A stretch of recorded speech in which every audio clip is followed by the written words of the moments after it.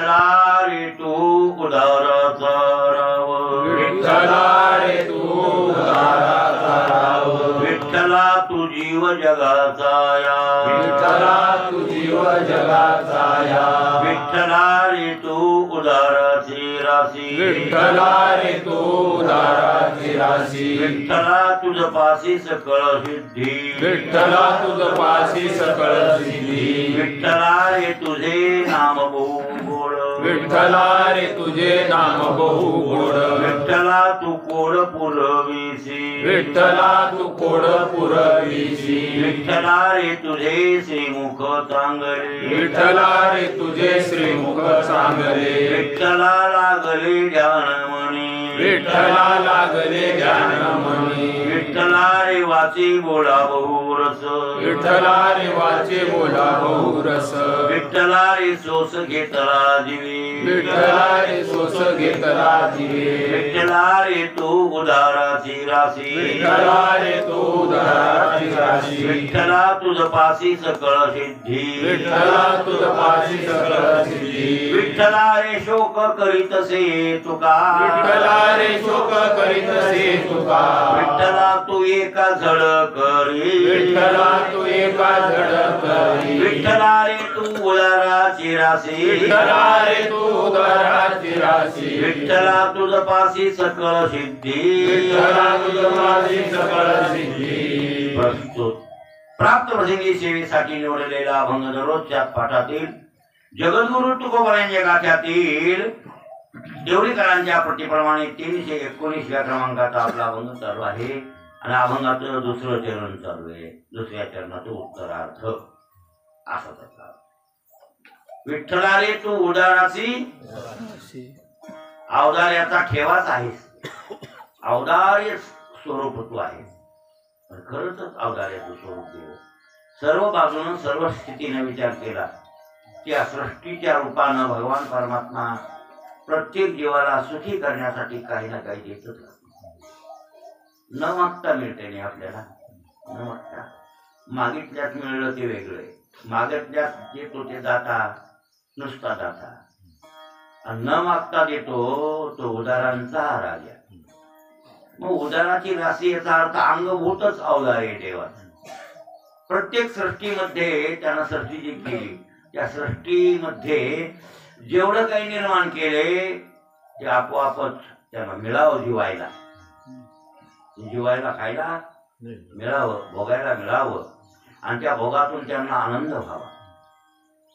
फक्त विषयाचा आनंद आहे पण आनंद त्यांना मिळावा, आणि यासाठी या सृष्टीच्या बऱ्याचशा गोष्टी आणि उपकारार्थ निर्माण केल्यात. त्याचा उपकार आहे जैसे प्रकाश, अरे सूर्याचा प्रकाश, सूर्याच्या वेशानं हे प्रगट होणं, प्रकाश देणं उपकार आहे की नाही? लक्कभक्क होत. मग तुम्ही म्हणाले रात्र सारखा सूर्य ठेवला असता जमत नव्हतं का? उघड लाईटचे कामं पडले नसते, दिव्याचे कामं पडले नसते, उगतच रात्र केली त्या ईश्वरानं असं काही कोणाला वाटेल. पण तसं नाही. रात्र का केली? तुम्हाला विश्रांती मिळाली. अटकलबाज आहे. रात्र कशासाठी निर्माण केली? नाही तर तुम्ही झोपात घेत. तसं नाही, ती गरजेची आहे. जीवाला विश्रांती मिळते रात्रीमध्ये. तुम्ही किती दिवसात झोप घ्या, दिवसाची झोप पौष्टिक नाही. जीवाला सुख देत नाही ती बरं. आता रात्री झोप मोडलेली असते, रात्रभर कीर्तन केल्यावर दिवसात झोपावं लागते, ती बाजू वेगळी आहे. दिवसाची झोपच चांगली नाही. मी म्हणतो रात्रीचा झोप घेणार आणि दिवसा कशाला झोप घ्यायला? कमालच वाटते लोकांची. आता रात्रभर संध्याकाळी 10ला झोपल्यावर रात्री 10ला 9ला 11 वाजेपर्यंत ठीक आहे. शास्त्रानं सांगितलं 6 तास झोपच आहे. किती? 6. 24 तासातून 6 तास झोपीसाठी दिलेली आहे शास्त्रानं. 6 तास झोप घेतली की शरीर स्वास्थ्य बरोबर राहते. जास्त जर झोप घेतली त्याच्यापेक्षा शरीर स्थूल बनते, लठ्ठपणा निर्माण होतो. त्याच्यामध्ये मन बरं काय शरीरात मंदता निर्माण होते, अस्थिर म्हणजे शरीर असं मुरदूच बनतो. अंगात शक्ती तर नाही, नुसता बोल्या रिकामा बोजा वाढतो, अंगात काय प्रफुल्लता राहत नाही. शरीर म्हणजे शरीर उलगड लठ्ठ बनणं काही चांगलं नाही. शारीरिकदृष्ट्या ते हानिकारक आहे, गुडघ्याला त्रास येते, जास्त शरीर वाढलेल्या लोकांचा त्रास गुडघ्याला त्याला होतो ना. मग हे त्याच्यासाठी जास्त झोप नाही चांगली. बरं तुम्ही म्हणाल निवडच कमी, मग कमी ना मेंदू मंद होते. या दोन कारण होते. ज्यानं शरीर लट होते जास्त झोप घेतल्या, मेंदूला काही नाही वेळा कापवतो पण शरीर लट होते. आणि नाही झोप घेतल्यावर शरीर मेंदू कमकुवत होते, मंदता येते, त्याला तीक्ष्ण शक्ती ग्रहण करण्याची शक्ती राहत नाही. हे असं बनवून विसरत काही लक्षात राहत नाही. असे की विसर सगळं म्हणजे बुद्धीत मागे आली की सगळं गेलं. मेंदू महत्वाचा आहे. मग त्याच्याकरता समतोल शरीराचा राहावं. मग 6 घंटे झोप, 7 घंटे, 6 घंटे, 6.5 घंटे बस झाली एवढी झोप. रात्री झोपा, दिवसाही झोपा. मग स्थूलता येईल कशी होईल बरं, येते स्थूलता शरीराला. मग त्याच्यासाठी झोप आवश्यक आहे शरीराला. मला झोप घे. आहार निद्रा भय वैथुनंज सामान्य नेतात पशु भरणारा नाम. जेवण करणं, झोप घेणं, काय आहार निद्रा भय भीती वाटणं आणि मैथून सामान्य येतात पशुभीर नरा. सामान्य येतात पशुभीर नरा नाम सामान्य येतात. म्हणजे सर्वसामान्यांना हे गरजेचं आहे. आणि ह्या 4 गोष्टी सगळ्याकडे आहेत. कोणता जीव म्हणत नाही मी झोप घेत नाही म्हणून. प्रत्येक जीव झोप, पाणी झोप घेते, सगळे जीव झोप घेतात. झाड झोपी घेते का नाही घेत, वृक्ष सुद्धा झोप घेतात. म्हणून तर रात्रीच्या टायमाला त्याला तोडायचा अधिकार नाही. फूल फळ हे झाड, हे बघा इथं झाड खायलाचे 4-5 वाजता सुकायला सुरू होते.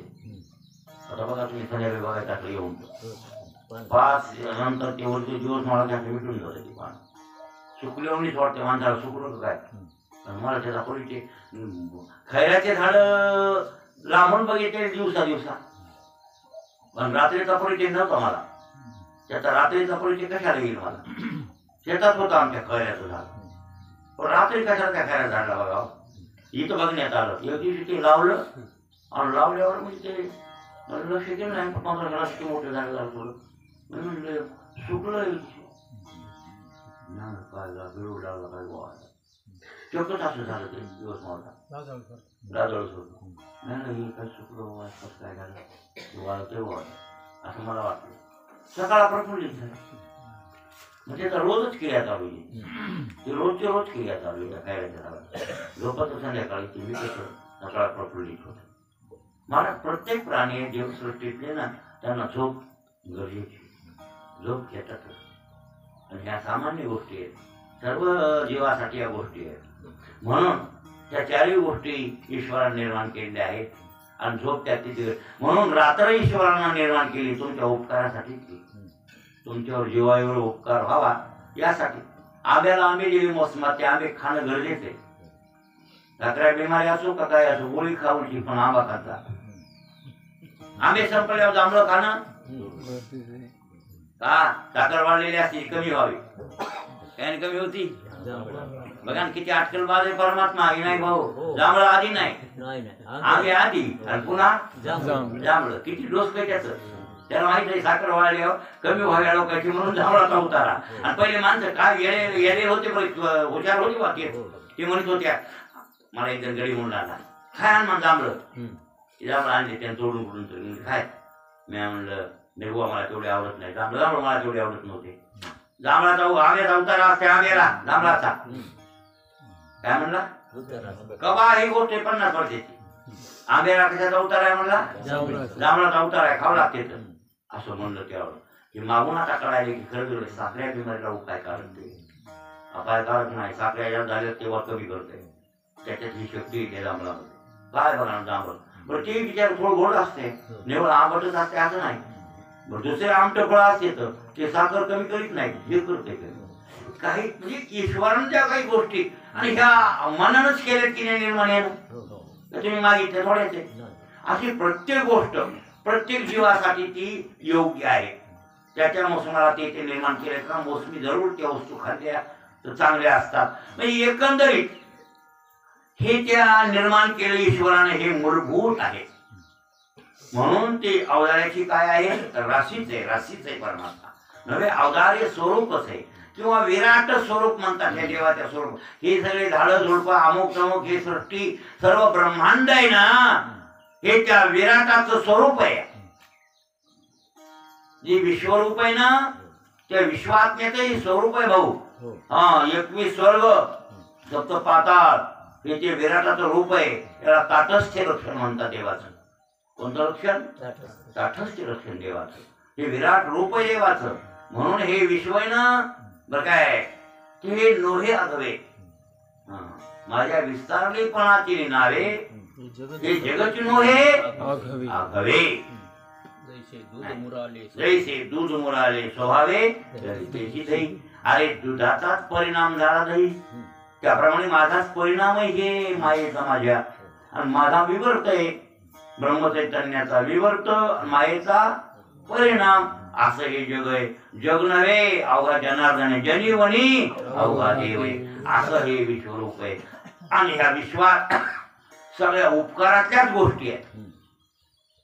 प्रत्येक जीवाला लागणाऱ्या गोष्टी या विश्वामध्ये प्रत्येक जीव आपल्यासाठीच नाही प्रत्येक जीवासाठी सुद्धा लागणाऱ्या गोष्टी त्याला निर्माण केलेल्या आहेत. असं ते गांजरगोंडा सुद्धा सृष्टीतला आहे तर निरर्थक नाही असा त्याचा अर्थ. विंचू सर्प सुद्धा निरर्थक आहेत असं आपल्याला कशाला निर्माण केले असेल सर्प असं वाटतंय पण नव्हे ते सुद्धा आणि आहेत ते बी देवाला कामच होतं त्यासारखं विंचूचं. म्हणून त्यांना निर्माण एकही सृष्टीतली गोष्ट निरर्थक आहे असं कोणी म्हणायचं नाही. असा उदाराची राशी कोण आहे? ईश्वर. ईश्वर नाम विठ्ठल. म्हणून विठ्ठला रे तू उदाराची राशी. आणि विठ्ठला तुझ पाशी सकळ सिद्धी. तुझ्या जवळ काय आहेत सगळ्या मग सिद्ध्याचा काल आपण विचार केला की 23 सिद्ध्या म्हणून तुम्हाला किती आणि हलकट सिद्ध्याच्या अलीकडल्या कोणत्या? हा भूत भविष्य वर्तमान त्रिकालज्ञत्व. त्रिकालज्ञत्व आहे ना हे हलकट सिद्धी आहे. लय अलीकडच्या साधकाची मिळते लय जवळ अलीकडला साधक आहे सूत्रसिद्धी येते. हलकट म्हणजे सूत्रसिद्धी आहे ती सहज सहज मिळते माणसाला.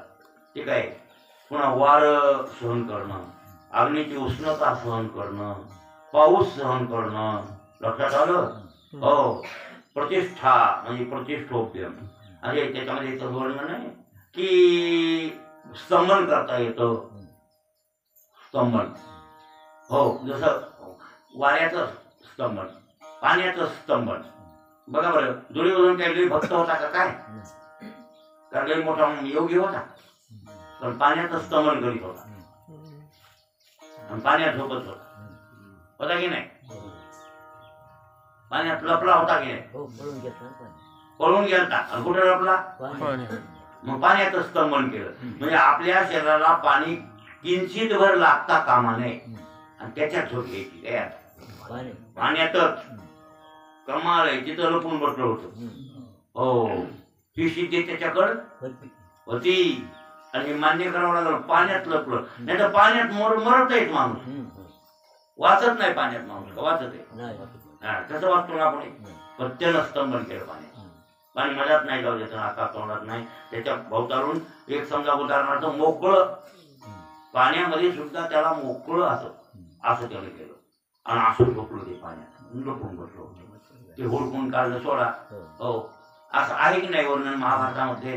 हो बरं असू द्या. रावण कुंभकर्णासारखे हे काही बरेचशा सुदर्शित्या रावणाकडे होते. आकाशानं जात होता विमानासारखा जात होता.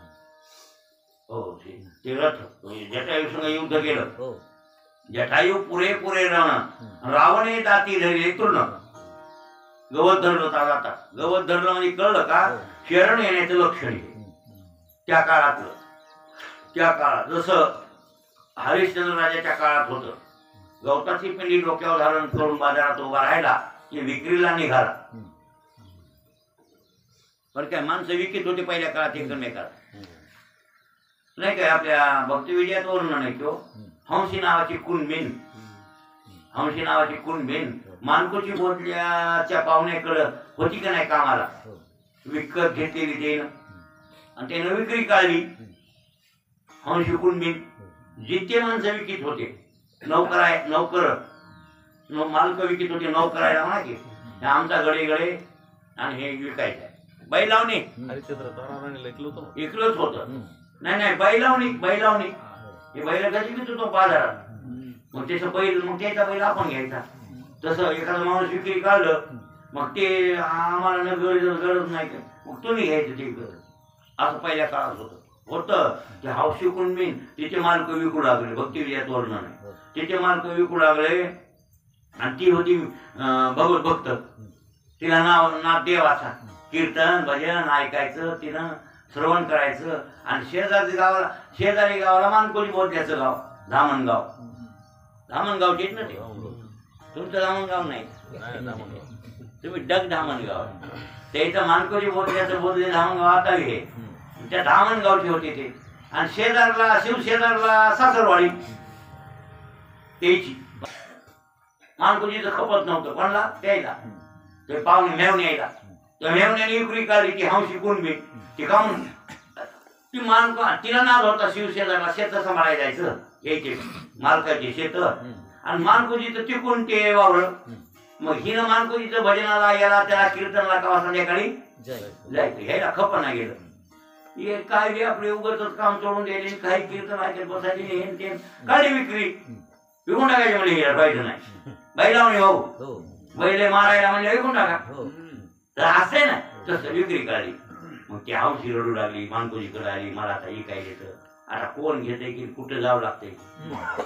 आता तुमची आमची ताटातून होती, तुमचं कीर्तन भजन मला ऐकायला मिळत दुःख झाले पडला हौशीला. हौशी पण मिळला. दुःख झाल्यावर मानकोजी म्हणले काही घोर करू नको झाले, माझ्याकडे पैशाचं कोणतं काहीतरी लाख रुपये करतो, कोणती कर्ज करून काढून तुला मी इकत घेतो. आपल्या काय करायचं ते कर, तुला ऐकाय बी मिळत जमलं का. मग तिला बरं वाटलं म्हणून मानकोजी महाराज गेली मेवण्याकडे. म्हणले मेवण्याला म्हणले तुमची ती हाताखाली बाई दासी हौशी कुणबी दासी ती इकरी काढली म्हणून. ती म्हणजे हो आम्हाला देऊन टाका. म्हणजे बोला किंमत काय तुम्हाला नाही द्यायची म्हणजे आम्ही कोणालाही देऊ. गोडील माणसं हो. मानकोजी बोलल्याने तोंड लहान केलं, काय करील विचार हो. आणि हौशी तर रडूच लागली तिथं धडा रडायची. मानकोजी म्हणली बाई आता काय करावं, नावी लागले ऐकत नाही. म्हणले काय नाही म्हणजे आता मला कोण ऐकते. आणि आले दुसरे गिरायक दुसऱ्या गावचे, त्याला काय गिरायक किती लागते किंवा पहिली काढली आणि चांगली होती कामाला. आले गिरायक आले किंमत त्या काळातली किंमत बरं काय, पण ती बकळ माणसाची किंमत कमी असेल का. आजच्या काळात 50 लाख 40 लाख किंमत असेल. आता जन्मभर गडी ते कामाला मिळायला गेले 40 लाख काही अंगावर होय, 50 लाख ते अंगावर नाही. भाऊ येणार भाऊ हा जन्मभर होता नाही झालं. मग असं होत. मग ते आले आणि सौदा झाला. हौशी तर धडधडा रडाय, काय करावं नाविला झाला. भगवंताचा धावा केला. त्या हौशीनं भक्त होती बिचारी. मानकोजी ती शिष्य आहे. मानकोजी मेलेली माणसं होती, त्याच्या कीर्तनात मेलेलं माणूस जिवंत चालतं. मानकोजीचा अधिकार मोठा होता. हो मानकोजीने ईश्वराकडे धावा, भगवान कसंही करून हौशीला तुझ्या घे, पण आता कोणाच्या पदार्थ घालू नको. असे थोडे विनवणी.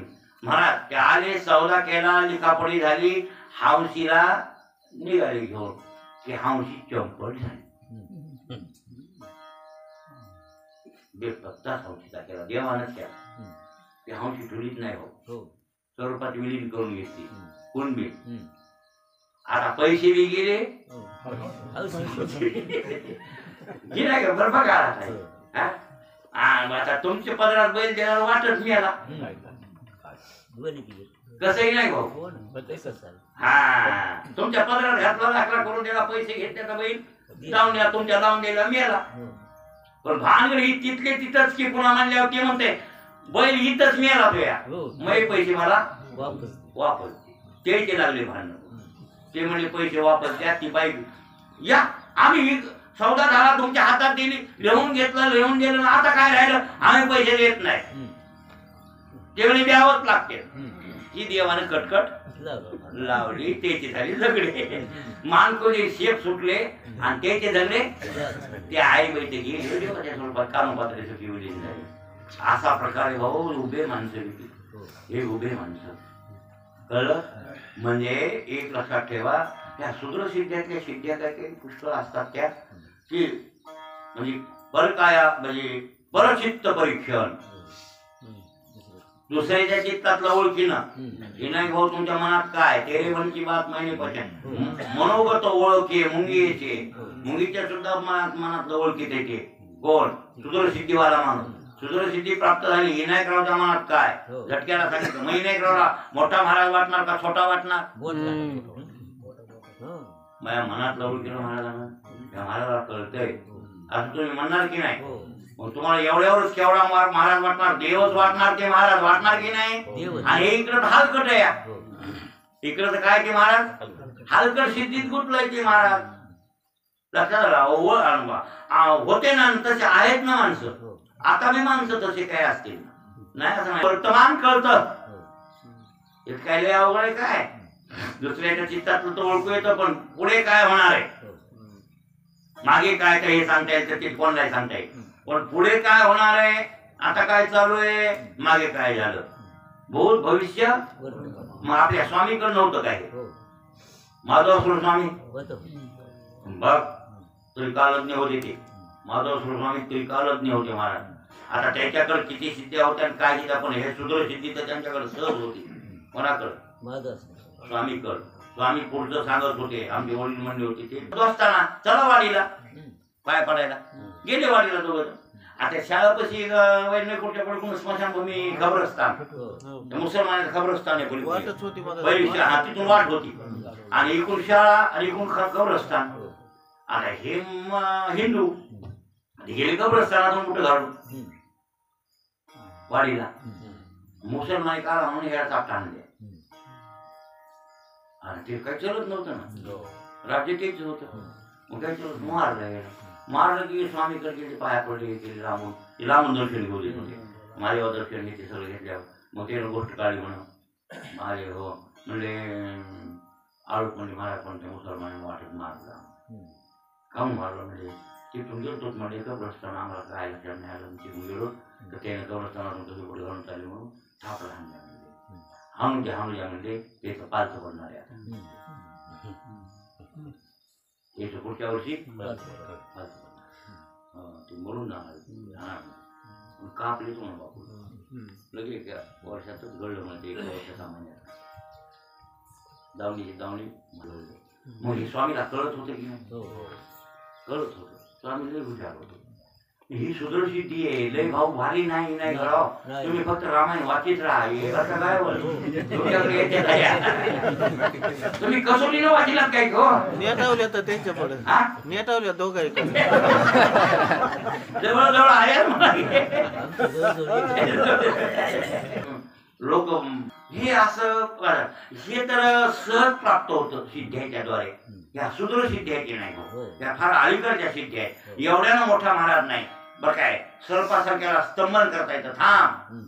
थांबला पाहिजे, हे जवळ इकडं आला पाहिजे, वाघ थांबला पाहिजे, प्रतिष्ठ हे करता येतं. ह्या सुदृढ सिद्ध्याचेच प्रकार आहेत, हे लय मोठे नाहीत प्रकार भाऊ. म्हणजे एवढं हे केलं तरी आपल्याला पण लय मोठा महाराज सामान्यांना वाटतो. पण एवढं वाटू देऊ नका. याच्याहून श्रेष्ठ सिद्ध्या 10 आहेत. किती? 10 आहेत. स्वच्छंद मृत्यू देवानाम क्रीडानुदर्शनम. काय वर्णन केले महाराज तिथं. 33 कोटी देव स्वर्गात तमाशा कसा करायले इथं बसल्या दिसते. हे ललाचा मोबाईल फेकून द्यायचा म्हणा. ही जर सिद्धी आली म्हणजे उपसिद्धी आहेत बरं काय, त्यातली एक सिद्धी आली. एक तर स्वच्छंद मृत्यू म्हणजे स्वतःच्या इच्छेला आलं तर मरण. विनायक भाऊ उपसिद्धी ही इच्छेनं मरण, स्वच्छंद मृत्यू. आणि देवानाम क्रीडानुदर्शन म्हणजे देवाचा चित्रपट तुम्हाला इथं हे फक्त मोबाईल मध्ये इथला चित्रपट दिसतंय वाटतंय. म्हणजे खाल्ल्या जगातलं कवरलं दिसतंय, गोरलं दिसत नाही. इंद्र काय करायला, चंद्र काय करायला हे नसेल दिसत.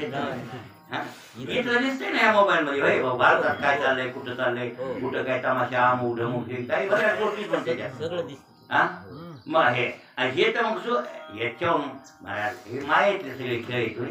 हे सगळेच खेळ आहेत, काही मायेतले खेळ आहेत. हे काय मायेच्या बाहेरले खेळ नाहीत. त्या राक्षसासारख्याला सुद्धा असे खेळ येत होते. मायासोड किती मायावी होता हो. जिथं पाणी तिथं जमीन दिसायची, जिथं गर्व जायची तिथं विताळ दिसायचं. हे असं केलं, निर्माण घर केलं. त्याच्याकडे नव्हते काय कला, राक्षस आहे ते. हो ती काही शाळा नाही काढली. इंद्रप्रस्थ तसं बांधून दिलं समय सभा.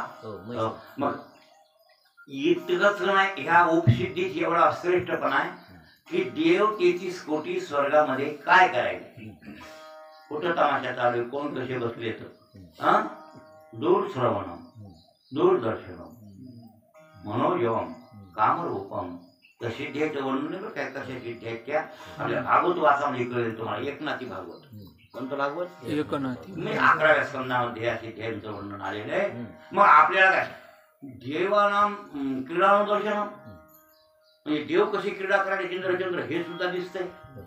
कोणती सिद्धी उपसिद्धी आहे. सुधारणा नाही, हलकटावून जरा भारी आहे. हलकटावून या वरले बरं काही नाही भाऊ. ह्या माघारा म्हणजे साधना करीत असताना आधी हलकट येतात जवळ.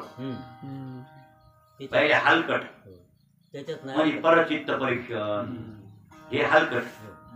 त्रिकालज्ञत्व बरं काय, वात अग्नी जल स्तंभन करणं म्हणजे उन्हाला किती उन्हात उभा टाकला काही होणार नाही. लक्षात आलं. सूर्याचं ऊन प्रखर किती असलं तर ताप देणार नाही. जाळ केला, जाळावून चालता येईल, जाळातून चालता येईल. हलकट सिद्धी व्हावी, हलकट सिद्धी. म्हणून त्या ढेपशातून महाराज पहिले चलत होती म्हणा. मग तुम्हाला महात्मा वाटला असेल ना, ते देवच वाटला. बघा शूद्र सिद्धी ही हलकट सिद्धी आहे. ही किती सिद्धी लय हलकट आहे. येतात सहज येतात, सहज येतात, पण घेत नाही त्या शाळा म्हणून. त्याचे नखरे करून दाखवतच नाही खरा म्हणा. हे नखरे जरी अंगात आल्या त्याचा वापर करायचा नाही. काय जाळ करायचा माणसं काय नाही तर काय बंद आहे का त्याच्यावर. ते पण त्याला बंद नाही वाटत. त्यांना वाटतंय मी मोठा महाराज लोकांना म्हणाव, ही प्रसिद्धी वाढवायची म्हणून हे सोंगार लावते. खरा महाराज हे सोंगार लावते होय. कशाला बसायला हे कुठाने करीत होई नाही भाऊ. मुक्त व्हायचं सोडून देऊन, देव मिळवायचा सोडून देऊन हे मला आडवे आले आहे बाया. महाराज म्हणते लोक. मग महाराज तिथं महाराज उठला, अडकला महाराज, पुढे जाऊ देतच नाही. हलकट सिद्ध्या बघा ना ते काय म्हणाले. ते खरं बी आहे आणि खरं हे. त्याला अग्नी काय करीत सांगे विषय हे तैशी हा पावती रिद्धी सिद्धीचे विषय. मग आकलती स्पर्श इंद्रियाची इंद्रियाला आकर्षित करतात. मोठा महाराज वाटतंय मग लोक मोठे मोठे महाराज म्हणतात. मग सन्मान मिळतो. अडकला महाराज पाय हे आता हलकट सिद्ध म्हणजे हे अग्नेश्वर हे अडकत. मग याच्यात साधक नाही उठला, नाही अडकला. साधक जरा साधक नाही अडकत, पुढे जातो. मग त्या 10 उपसिद्धी आहेत. एक एक एक त्याच्याकडे यायला लागतात. त्याच्यात बी नाही साधक अडकत. त्या उपसिद्ध्या सुद्धा अडकत नाही. म्हणजे खरा भवस्वर्गा उभगले मुमुक्षु योग ज्ञाना वळंगले पुढती नयव या निघाले पैस जाईल. असे जे मुमुक्षु आहेत ना तो अडकत नाही. ते असे खरे प्राप्ती रिद्धी सिद्धी हो तयाशी क्षोभून आहे बुद्धी नाही न पोहताना बाधी आद्रती तयारी. असा साधक खरा असतो. तिथूनच पुढे निघून जातो तो. त्या 10 उपसिद्ध्याला अडकत नाही. एकूण त्या 10 आणि 15 5 ह्या 5 आणि त्या 10 15 झाल्या ना. आता ह्या सगळ्यावर काय आणि त्याच्या पुढे मग अष्टमहासिद्धी. आणि खरं तर अष्टमहासिद्ध्या ह्या 15 सिद्ध्या साधकाकडे येतात, पण अष्टमहा येत नाही. अष्टमहासिद्ध्या आहेत ना त्या मात्र कोणाकडे बी नसतात. इतक्या योगी त्याला जावं लागतं नाही भाऊ. इतक्या योगी त्याला जावं लागतं तेव्हा ते आहे बया येत नाही. अष्टमहासिद्धी ओळंगती द्वारी नवदती दुरी हे म्हणतात आम्हाला तुमची गरज नाही. त्या म्हणतात आम्ही तुम्हाला सोडणार नाही. काय सेवायचं सांगा. महाराज तुमची सेवा घडावी अशी आमची इच्छा आहे. त्या सिद्ध्यांना वाटतं यांची सेवा करावी आणि हे म्हणतात तुमची आम्हाला गरज नाही. आता हे असा इथं अटीतटीचा सामना आहे. आणि ते अनिमा, महिमा, लघिमा, प्राप्ती, ईशता, वशिता, प्राकाश्य आणि प्राकाम्य. महाराज याचं स्पष्टीकरण ऐकल्यावर तुम्हाला नवल वाटत. दुसरी स्पष्टीकरण याची सामर्थ्य लोक. मग कशाला म्हणले एक सृष्टीवरील सृष्टी केली ते कमी पडला. विश्वामित्र याच्या योग्यतेचा नाहीच. एवढा विश्वामित्र कमी पडला. तुम्ही काय लय या सगळ्या सिद्ध्यात लय प्रकार आहे, लय अधिकार आहे. सिद्धांत या कोणाकडे असतात जे ईश्वर स्वरूप झाले. कोण? जे माणूस म्हणजे जीवत्व दशा सोडली आणि ईश्वर रूप देव स्वरूप झाला. आणि देव स्वरूप झाल्यावर पुन्हा पुन्हा त्याच्याकडे भक्ती की मी पुन्हा जन्म घेईल, पुन्हा भक्ती करील असं सामर्थ्य त्याच्या अंगात आलं. उद्धवाच्या हे सामर्थ्य आलं. आणि उद्धव तेच नामदेव तेच तुकाराम. त्यांच्याकडे अंगभूत राहते की त्याचा ते गैरवापर करत नाही. गैरवापर केलाच नाहीच केला. माऊलीनं फक्त नामदेवाला दाखविण्यासाठीच ते केलं की लघिमा सिद्धीचा अवलंब केला आणि पाणी पिऊन आले. की काय तीर भरून काढायची होती आणि भक्तीचं सामर्थ्य जगात प्रगट करायचं होतं. हे माऊलीचा हेतू होता. म्हणून नामदेवाला थोडं डळकालोची केली आणि योग सामर्थ्य सांगायचं होतं, शिकवायचं होतं. हे थोडं दाखविलं. बघ योगात एवढी शक्ती आहे, मी योग करून एवढं मिळविलंय. आहे का तुझ्याकडे हे? असलं तर पाणी पे खाली. आता त्या हेरीतलं खोल ते 1000 फूट ही खोल आहे. त्याच्यातलं पाणी आणि इतकं पाणी टमरेल वर. तुला पिऊन येत असलं तर ये पिऊन.